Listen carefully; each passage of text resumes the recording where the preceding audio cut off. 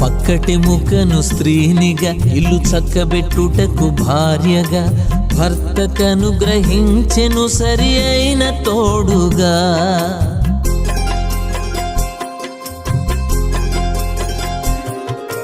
పక్కటి ముఖను స్త్రీనిగా ఇల్లు చక్కబెట్టుటకు భార్యగా భర్తకనుగ్రహించెను సరి అయిన తోడుగా.